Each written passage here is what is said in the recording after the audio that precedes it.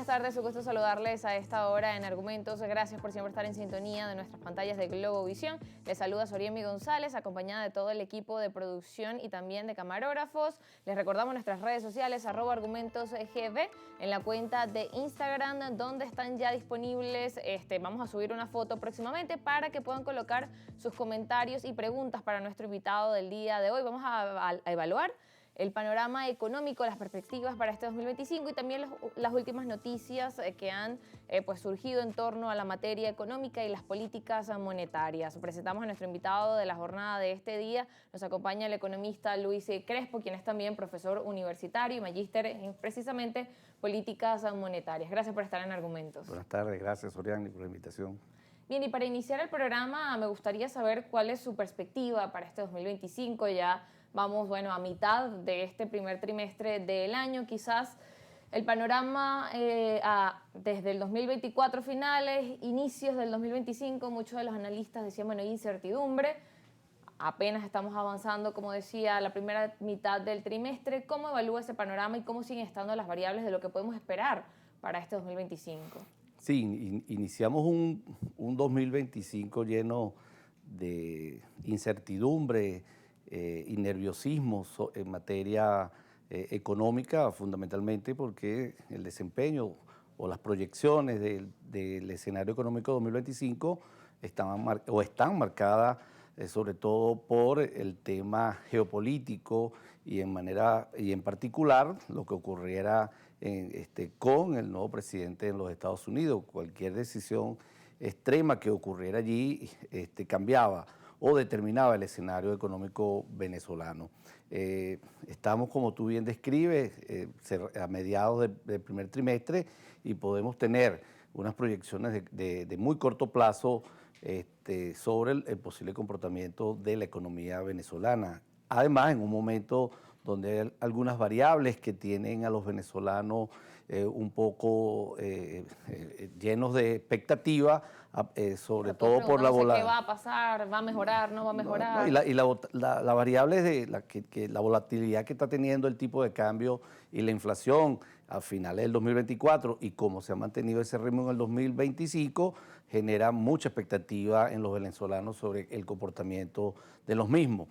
Venimos de un 2024 muy particular, un comportamiento relativamente estable en el primer semestre del 2024 que cambió luego del mes de julio y expectativas que se enfrentaron para el cierre del año. Un crecimiento o unas variables relativamente positivas que generaron mucho debate. Ahora, ¿cómo proyectamos 2025? Bueno, creo que hay que revisarlo en distintos momentos, proyecciones de corto plazo y sobre todo tomando en consideración los diferentes escenarios, ¿no? Y tomando en consideración el contexto internacional, fundamentalmente porque la variable que dinamiza nuestra economía es el sector petrolero y que había mucha expectativa que iba a definir el gobierno de Trump sobre las licencias de Chevron. Automáticamente se renovaron el 1 de febrero y ha parecido que durante por lo menos el próximo semestre las mismas se mantendrán y la actividad en el país seguiremos observándola. Ayer salían las cifras de producción de petróleo en el país, se superó el 1.000.000 de barriles y para todos en definitiva una buena señal y sobre todo para las familias que están esperando algunas decisiones en materia salarial, porque estamos hablando de una variable que prácticamente va para 3 años congelada, que es el salario, en medio de un contexto donde los precios y la inflación se ha mantenido todavía a ritmo significativo. En el 2024 cerró por encima de 2 dígitos. Podemos utilizar cualquiera de los marcadores del Banco Central, el Observatorio de Finanzas o el de CEDICE y los tres marcan inflación por encima de 3 dígitos y eso expresa que los precios, valga la redundancia, se mantienen galopando en la economía venezolana. Bien, en esta dinámica, como mencionaba, con el tema del petróleo, de que todavía quedan por verse qué pasa con estas licencias, porque hasta el momento no hay todavía, algo firmado que diga, esta va a ser la dinámica con Venezuela. Algunos de los comentarios que ha hecho el presidente estadounidense han sido como, no queremos seguir comprando el petróleo venezolano, pero realmente no hay certeza de qué es lo que sigue, si vimos que bueno, hubo encuentros, acercamientos y que quizás hay puntos de negociación y no sabemos cómo sea el resto del año, las medidas que puedan realizarse. En ese sentido, ¿qué panoramas pudiésemos quizás ver en el sentido de que, bueno, quizás se mantengan las licencias, quizás se pueda dar el alivio de sanciones o por el contrario no pase eso? Sí, la licencia de Chevron el 1 de febrero tenía fecha de caducidad y en la misma está establecida la renovación por 6 meses, a menos que ocurra un evento extraordinario. Hoy esa licencia se renovó automáticamente, o sea que podemos suponer que por el próximo semestre, a partir de lo que está ocurriendo, está renovada. Dependería de que algún suceso político, de confrontación política, generaría lo contrario y esperemos que no, porque en definitiva la actividad económica todavía sigue siendo el motor que tiene un efecto dinamizante o un efecto multiplicador positivo en la economía venezolana y bueno, creo que es importante. Luego, otros sectores que tienen expectativas para seguir operando en la economía venezolana. Como describí anteriormente, tenemos 4 años donde los resultados han sido de una reanimación, de una recuperación después de un largo periodo de depresión económica y ahí están esos sectores, la manufactura, el sector agroindustrial, el sector de la salud, farmacéutico, que han apostado a seguir en Venezuela y han desarrollado modelos de negocio que les ha permitido operar en medio de tanta incertidumbre, porque en eso hay que ser responsable. Planificar, operar en Venezuela tiene que tener en consideración la variable de incertidumbre y construir escenarios que te puedan permitir responder rápidamente a eso. Por ejemplo, el tema de la brecha cambiaria. O sea, hasta el mes de julio del 2024 existía una relativa paridad entre el dólar del Banco Central y el del mercado no oficial. Bueno, esa brecha se amplió y ha generado múltiples distorsiones. Aquella estabilidad relativa quedó atrás, por lo tanto, tú como empresario o como familia tienes que comenzar a reaccionar entre eso.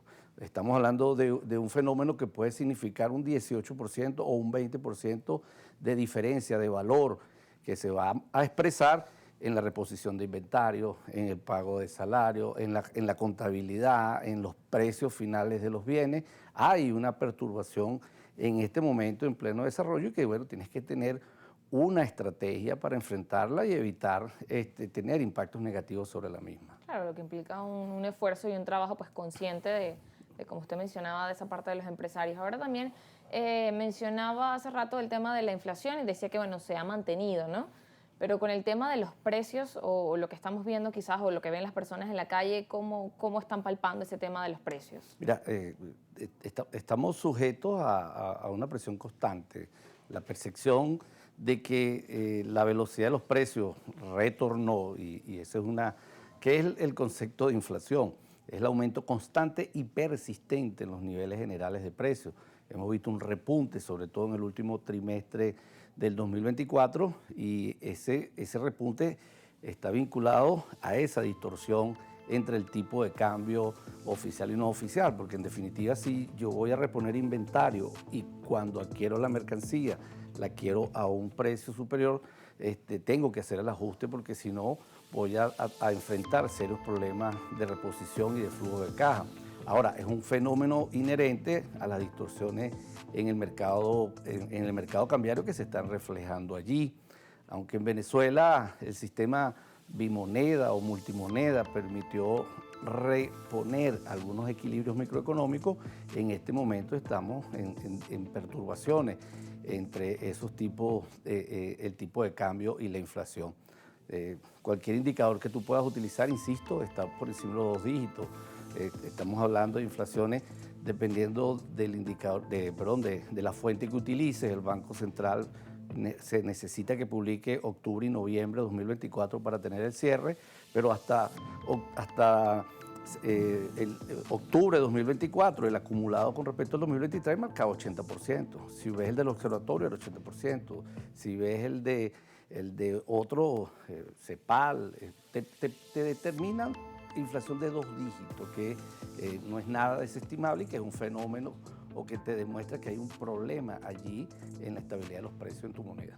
Claro, que sigue afectando, por supuesto, cuando las personas van a comprar y adquirir sus productos. A la familia, a los trabajadores. Recordemos que acá el último ajuste de salario se realizó el 15 de marzo del 2022. Hay un rezago allí.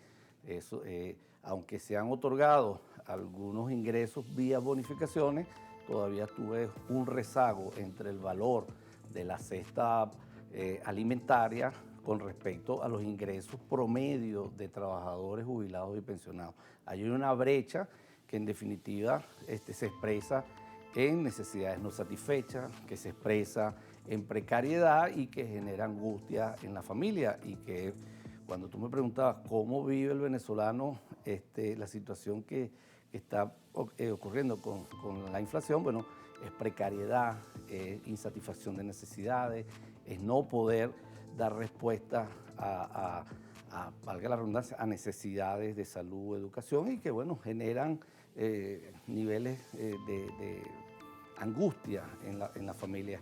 Y allí cuando los economistas describimos que el fenómeno está trascendiendo a las emociones y vemos cómo las familias empiezan a presentar otro tipo de problemas más allá del hecho de satisfacción de necesidades. Claro, y que incluso esa parte de necesidades y emocional termina afectando también incluso hasta la salud. Nos corresponde ir a la pausa, pero al regreso seguimos conversando con el economista Luis Crespo.